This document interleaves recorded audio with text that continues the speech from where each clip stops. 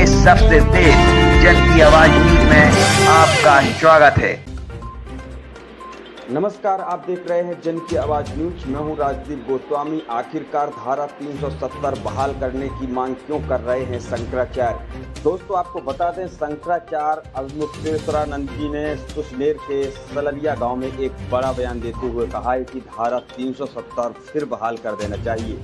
उन्होंने कहा कि इसके हटने से कश्मीर में गो हत्या शुरू हो गई है और उन्होंने कहा कि हम गो भक्त हैं, इसलिए कश्मीर में धारा 370 की बहाली चाहते हैं।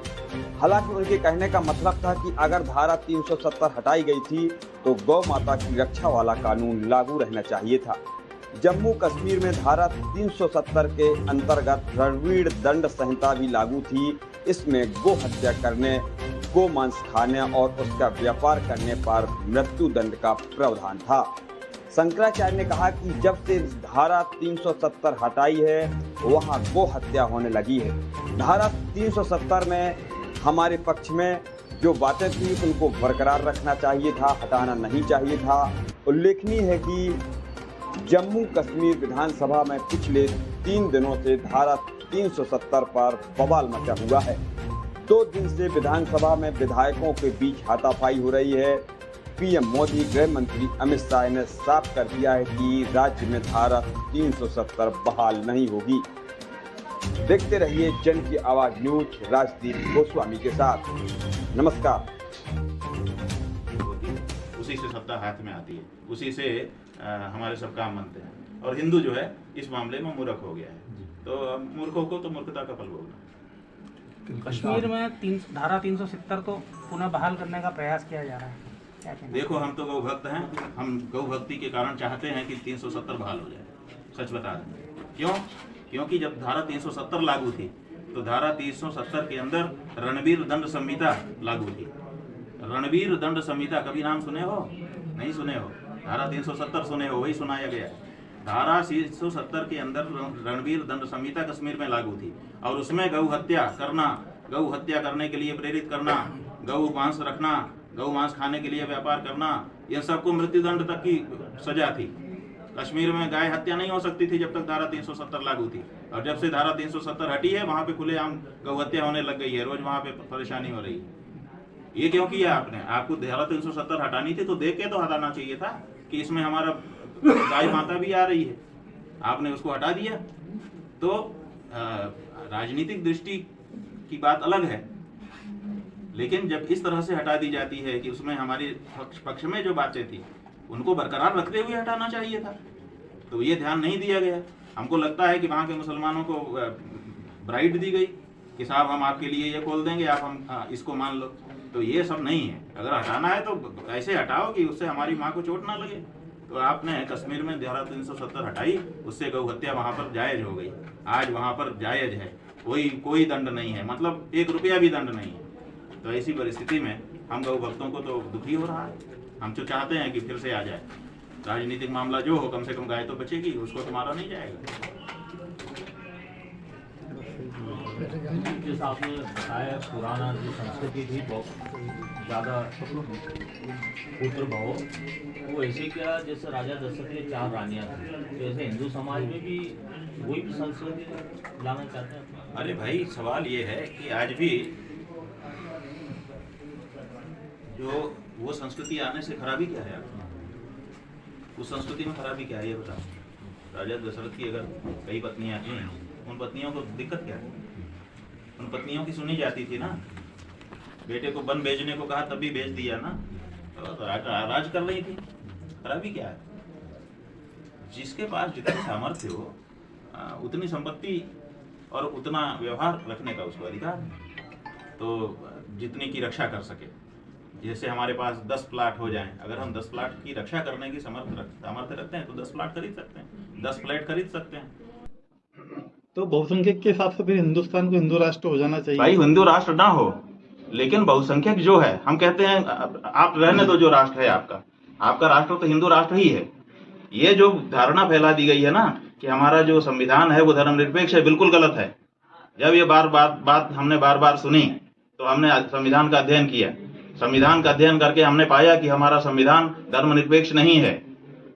हमने कहा, जिन लोगों ने हमसे कहा था कि धर्मनिरपेक्ष संविधान के कारण हमारे हाथ बंधे हैं महाराज, तो हमने कहा कि इसमें तो धर्मनिरपेक्ष कहीं शब्द ही नहीं है। बोले आप प्रस्तावना पढ़िए। हमने कहा प्रस्तावना तो ग्रंथ का अंग होता नहीं है, प्रस्तावना क्यों पढ़े हम तो ग्रंथ पढ़ते हैं। तो उन्होंने कहा कि प्रस्तावना पढ़िए, उसमें लिखा हुआ है। प्रस्तावना ग्रंथ का अंग नहीं होता, प्रस्तावना संविधान का अंग नहीं है। वो उसमें रहता है, ठीक है, जैसे जिल्द किताब की रहती है, किताब की जिल्द से केवल शीर्षक पता चलता है, वो ग्रंथ का अंग नहीं होता है। उसी तरह से प्रस्तावना में भी मूल रूप से नहीं है। 42वें संशोधन के द्वारा पंथ निरपेक्ष शब्द उसमें स्थापित किया गया है। 42 बार संशोधन होने के बाद, 41 बार के बाद 42वां संशोधन आया। वो मूल संविधान में कहाँ ये बात है? धारा 25 में कहा गया है कि धर्म को पालन की पूर्ण आजादी है, कोई शर्त ही नहीं लगाई गई है। धारा 48 में कहा गया है कि गाय का कत्ल बंद किया जाएगा और संवर्धन किया जाएगा। तो आप भारत के संविधान को धर्मनिरपेक्ष कहते हो, गलत कहते हो। भारत का संविधान आज भी धर्म सापेक्ष संविधान है और पूरे हमको आजादी देता है, अगर उसकी सही व्याख्या की जाए तो। ये गलत धारणा फैलाई गई है नेताओं के द्वारा। और दूसरी बात यह है कि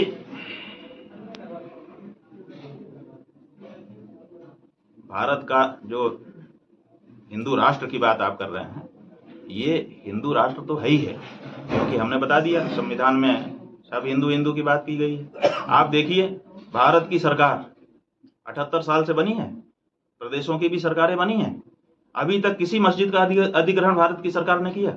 संघ प्रमुख जी ने बयान दिया है कि जो संतों के कार्यों में बाधा ना आए, इसके लिए अब संघ द्वार पर डंडा लेकर बैठेंगे। आप इसको किस तरह से? हम समझे नहीं क्या वक्तव्य है, किस संदर्भ में है? मोहन भागवत जी ने दिया, संतों को लेके दिया कि संतों के जो कार्य हैं उनमें यदि बाधा जो आ रही है, कौन से कार्य हैं संतों के? वही तो संघ प्रमुख जी ने ऐसा बयान क्यों दिया? संत जो कार्य करते हैं उसमें जो बाधा आ रही है, मतलब कोई बाधा, जैसे आप कोई कार्य कर रहे हो और आपके कार्य में कोई बाधा आ रही है, तो उसके लिए संतों के द्वार पर अब संघ कार्यकर्ता डंडा लेकर बैठेंगे। संघ आपकी सुरक्षा के लिए डंडा लेके बैठेंगे। जैसे बहुत सी जगह हमले हुए, अभी जो नवरात्रि है या कुछ भी कार्यक्रम होते हैं धार्मिक, तो उस पर पत्थर फेंके जाते हैं। तो उसमें उनका कहना है कि आप स्वयं सेवक जो संतों के दरबार में, वो मतलब गेट के बाहर डंडा लेके सुरक्षा के हिसाब से बैठेंगे। कोई भी संत कोई पुण्य कार्य कर रहा है तो उसमें कोई बाधा नहीं आए, इसकी सुरक्षा के लिए वो सारे स्वयंसेवक वहाँ अपनी सुरक्षा देंगे। अब उनका जो भी, हमको ठीक से ये बात पता नहीं है, आपने समझाया। अगर वो कह रहे हैं कि संतों के कार्य में बाधा नहीं आनी चाहिए, जैसे विश्वामित्र जी यज्ञ कर रहे थे और उनके यज्ञ में कुछ लोग आकर के बाधा डालते थे, तो राम जी आए गए और वो खड़े हो गए कि खबरदार कोई बाधा मत डालो, इनको निर्भय यज्ञ करो, तुम जाइए निर्भय यज्ञ करिए। तो ये निर्भय अभय उनको द्वारा प्रदान किया गया था। अगर इस आशय में मोहन भागवत जी कोई बात कह रहे हैं तो इसका मतलब है कि वो राम जी के दायित्व को अपने जीवन में अपना रहे हैं और ये तो स्वागत योग्य। पंडित धीरेन्द्र शास्त्री जी ने जो बयान दिया था कि कुंभ में गैर सनातनियों की एंट्री पर बैन होना चाहिए, उस पर यूपी के एक सांसद ने बयान दिया कि मुस्लिमों को भी अब उनके धर्मस्थलों पर सनातनियों के ऊपर पाबंदी पर विचार करना पड़ेगा। बहुत जरूरी है, बिल्कुल लगा दें वो, क्योंकि कुछ हमारे भाई भटक करके कभी कभार वहाँ चले जाते हैं, है ना, जैसे मज़ारों पर। तो तत्काल जितनी मज़ारें हैं पूरे देश में और जितने उनके इस तरह के स्थान हैं जहाँ चादर चढ़ाना, जैसे अजमेर शरीफ हो गया, जैसे देवा शरीफ हो गया, ऐसे कुछ विशेष स्थान हैं और बहुत सारे दूसरे भी हैं, वहाँ पर सारी चढ़ोतरी तो हिंदुओं के द्वारा हो रही है। तो बहुत जल्दी ये काम करें, हम स्वागत करेंगे उनका। हमारा ये स्पष्ट मानना है कि धार्मिक कार्य में सांकर्य नहीं होना चाहिए। हमने इसके लिए शब्द कहा है कि राम अपनी जगह पर है, खुदा अपनी जगह पर है, दोनों अपनी अपनी जगह उनके लोगों के लिए अपने ढंग से सही हो सकते हैं। लेकिन ये जो रमखुदैया है कि राम भी और खुदा भी एक साथ कर देना, ये रमखुदैया ठीक नहीं है। माने धार्मिक कार्य में सांकर्य नहीं होना चाहिए। अगर इस्लाम का कोई कार्य हो रहा है तो इस्लामी लोगों के द्वारा किया जाना चाहिए, और अगर हिंदू धर्म का कोई कार्य हो रहा है तो वहाँ हिंदू धर्म के लोगों को होना चाहिए। तो कुंभ में उनकी ज़रूरत नहीं है और उनके मज़ार पे हिंदू की ज़रूरत नहीं है। तो जल्दी, जितनी जल्दी करें हम बहुत स्वागत करते हो। कि आपातकाल में जब नसबंदी कराई गई, तो जो लोग नसबंदी का विरोध कर रहे थे, जब वो सत्ता में आए, आपातकाल के बाद तो वही लोग सत्ता में आ गए ना, उन्होंने नसबंदी बंद कर दी। बताओ, नहीं करी ना। तो जो विरोध कर रहे थे विपक्ष में रह करके नसबंदी का, वो लोग जब सत्ता में आ गए तो वो लोग नसबंदी चालू रखे। तो राजनीतिज्ञों की राजनीति तो समझो आप। जी पहले तो यहाँ आप साफ हो जाओ दिमाग में। और दूसरी बात यह है कि आप मूर्ख हो तो आपकी मूर्खता का फल कौन भोगेगा? समाज नहीं, आप। जो मूर्ख होगा, चाहे समाज मूर्ख होगा तो समाज भोगेगा, व्यक्ति मूर्ख होगा तो व्यक्ति भोगेगा। तो ये हिंदुओं की मूर्खता है कि वो इस चक्कर में आ गए कि हम कम बच्चे पैदा करें। हमारे पूर्वज आशीर्वाद देते थे, सतपुत्रवती भव, सौ पुत्र वाली बनो, बहुपुत्रवती भव, बहुत पुत्र वाली बनो, बहुत संतान वाली बनो। तो क्या मूर्ख थे वो जानते थे कि जिसके ज्यादा बच्चे होंगे वही विश्व में राज करेगा। तो लेकिन आप लोग मूर्खता कर रहे हो। आपने सीमित कर दिया अपने आप को, तो करे रहो, हम क्या कर सकते हैं? कोई भी क्या कर सकता है। और वो समझदार हैं इस मामले में, इसीलिए वो सब कुछ पंचर बना करके रह जाएंगे। आप हंसी उड़ा करके बहुत खुश हो जाओगे कि ये तो पंचर बनाता है, लेकिन वो पंचर बना करके आपके ऊपर राज करने की सीढ़ी बना रहे हैं। 10 बच्चा पैदा कर दे रहे हैं और 10 वोट उनके हो जा रहे हैं। कल को जब आपके ऊपर राज करेंगे तब पता चलेगा आप तो आज बड़ी पंचर बनाने वाला कह करके खुशी मना रहे हो। ठीक है ना?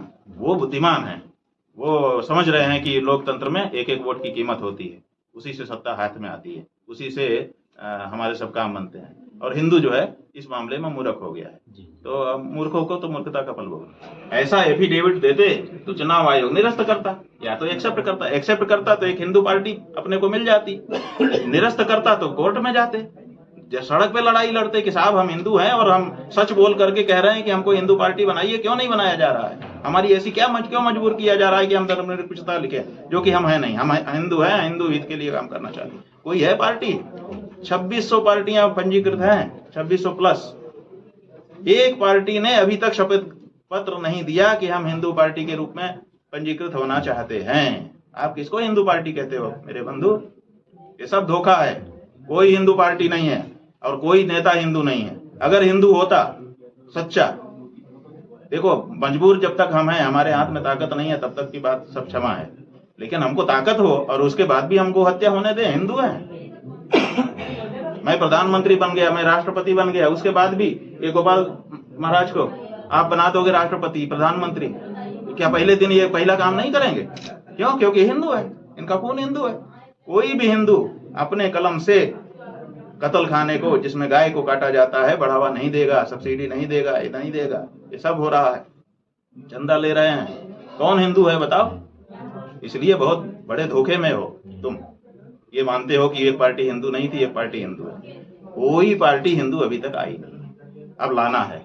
इसीलिए 33 करोड़ लोगों को हम लोग संकल्प करा रहे हैं कि अब उसी को मतदान करो जो शपथ पूर्वक घोषणा करे कि मैं पहला काम सदन में जाते ही गौ माता की प्राण और प्रतिष्ठा की रक्षा का करूंगा। 33 करोड़ लोगों को संकल्प करा रहे हैं अपने अभियान के अंतर्गत। और देख लेना, यही मतदाता इस देश में हिंदू सरकार लेकर के आ जाए। राजीव गांधी जी प्रधानमंत्री बने थे और उन्होंने सबसे पहले 1 फरवरी 1985 को वक्फ अधिनियम लेकर आए थे। वो ठीक है ना, लेकर के आए, ठीक है। उनके मन में जो था उन्होंने किया। अभी भी की सरकार ने 250 से ज्यादा, 300 से ज्यादा योजनाएं मुसलमानों के कल्याण की लाई हुई है। उस पर चर्चा ही नहीं करते हो आप लोग। जितना पैसा पिछले 75 साल की सरकारों ने, 65 साल की सरकारों ने मुसलमानों को नहीं दिया, उतना 10 साल में दिया जा चुका है। इसको क्यों नहीं गिनते हो? क्यों दिया गया? वो उसने वक्तव्य दिया था कि अल्पसंख्यकों का देश के संसाधन पे पहला हक है, आपने उसको क्रियान्वित कर दिया। हाँ, लेकिन आप हिंदू हो, वो हिंदू विरोधी है। ये जो आपको पढ़ाया गया पाठ, ये बिल्कुल स्वीकार नहीं। आप सच्चाई पढ़ो और जो सच्चाई है उसी के साथ रहो। आप कांग्रेस के साथ जा रहे हो, गलत है। आप भाजपा के साथ जा रहे हो, गलत है। मूर्ख हो आप सच्चाई के साथ जाओ।